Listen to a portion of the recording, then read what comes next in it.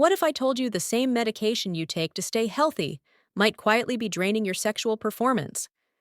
The pills sitting in your cabinet right now could be affecting you in ways you'd never expect, and most men don't even realize it's happening. I'm Dr. Ava. I've spent years studying men's sexual health and helping guys get their confidence back, so I don't take this topic lightly. And today, I want to break down 5 everyday medications that new research suggests might quietly be affecting your performance, even though no one ever warns you about it. Now, here's where things get surprising. One of the medications on this list, number 3, is something over 100 million people take every single day without thinking twice. That's why we need to talk about this openly. You shouldn't have to choose between staying healthy and having a strong, reliable sex life. You deserve both. Before we even get into the list, there's something important you need to understand. An erection isn't just about desire. It's a whole teamwork process. Your blood flow has to be on point, your hormones have to support you, and your nerves have to fire properly. When even one of these gets thrown off, performance drops. And certain medications can quietly interfere with any one of those three. Now, here's where things get surprising.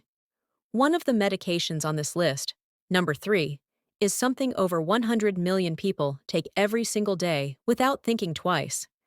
That's why we need to talk about this openly. You shouldn't have to choose between staying healthy and having a strong, reliable sex life. You deserve both. Before we even get into the list, there's something important you need to understand. An erection isn't just about desire. It's a whole teamwork process. Your blood flow has to be on point, your hormones have to support you, and your nerves have to fire properly. When even one of these gets thrown off, performance drops, and certain medications can quietly interfere with any one of those three. Here's the deal. When everything's working right, an erection starts with your brain.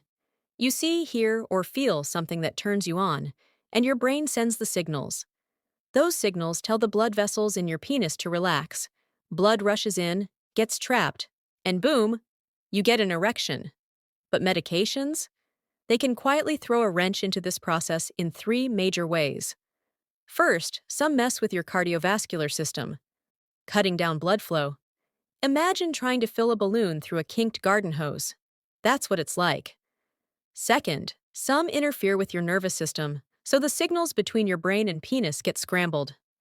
And third, certain drugs can mess with hormones like testosterone, which is a huge driver of desire. Any one of these disruptions can take a normal erection and make it a struggle. And here's something many guys don't realize. If your desire for sex isn't there, getting an erection becomes way harder. And let's face it, most of you watching this are probably already taking prescription meds. In the US, about 60% of men have taken at least one prescription medication in the last 30 days, and 1 in 5 men are juggling 5 or more. There's a study that really puts this into perspective. Researchers looked at 3,000 men from the NHANES database who were on prescription meds. They found these men were 80% more likely to experience erectile dysfunction compared to guys not on medications. And even after adjusting for things like BMI, diabetes, high blood pressure, smoking, and education, the link remained. This wasn't just a correlation. They used a genetic analysis called Mendelian randomization, which makes the connection much closer to causation. In other words, these medications aren't just associated with ED, they could be causing it. So let's get into the 5 biggest culprits. I guarantee at least one of these will surprise you. Number 5. Atenolol beta blockers like atenolol are lifesavers for blood pressure and heart protection. But here's the catch. Atenolol slows your sympathetic nervous system, which lowers your heart rate and blood pressure. The downside? It also makes it harder for the blood vessels in your penis to relax, which is exactly what you need for an erection. About 25% of men on beta blockers report some degree of ED. Number 4. Simvastatin. This cholesterol-lowering statin is prescribed everywhere. Now, here's the irony. High cholesterol can cause ED, but dramatically lowering it might interfere with testosterone production, since cholesterol is a building block for testosterone. This effect is rare and usually only happens at the highest doses, so don't panic. Just check your testosterone if you're concerned. Number 3. Aspirin, yes. Plain old aspirin. The one millions of men take daily. Chronic aspirin use can sometimes affect nitric oxide, which is the spark that ignites an erection. Again, don't just stop taking it. For most men, the heart benefits outweigh the risk. Discuss it with your doctor if you're worried. Number 2. Atorvastatin, another statin. Works similarly to simvastatin by lowering cholesterol, which can theoretically affect testosterone.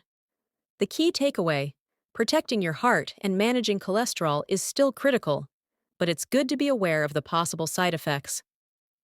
Number 1. Metformin.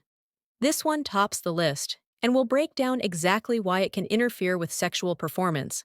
Metformin is the go-to medication for type 2 diabetes, and here's why this one's tricky.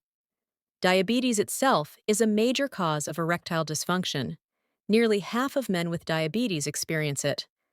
But research shows metformin may carry an extra risk. It can affect vitamin B12 absorption, which in turn can impact nerve function, and healthy nerves are essential for sexual response. On top of that, it might also influence testosterone levels. So even a medication meant to control your blood sugar could quietly be making performance harder. These 5 medications show a tough reality.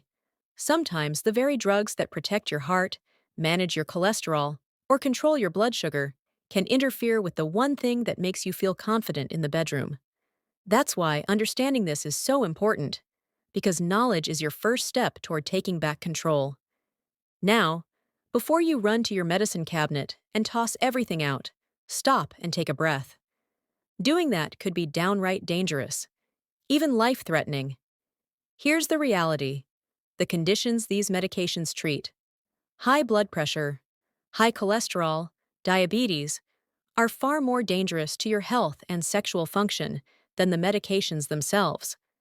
Uncontrolled diabetes can permanently damage your nerves, leading to irreversible ED.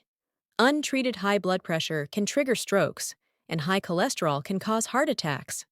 These medications, they're literally saving your life. The goal isn't to scare you, it's to give you the knowledge so you can work with your doctor to protect both your health and your performance. Here's the bottom line: the first step is to talk to your doctor. Be honest about any sexual side effects you're experiencing. Don't hide it. The good news? There are often alternatives. Some medications work just as well, but come with fewer sexual side effects.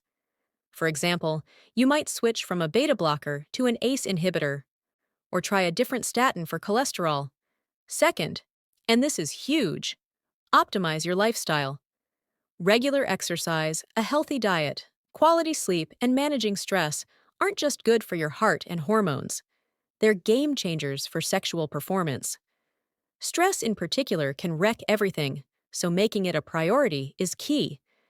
Do this consistently, and you could improve your sexual function significantly, and maybe even reduce your reliance on some medications over time. It's not easy, but it's completely doable, and it's worth it.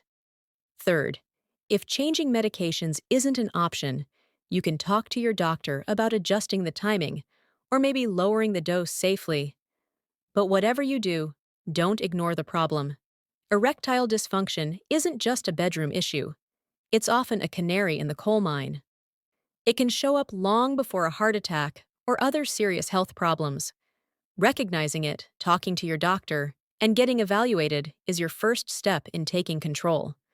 I see it all the time with my patients. Once they address it, they're motivated to turn their health around. This is your opportunity too. Take action, face it head on, and commit to making changes, because your health and your confidence are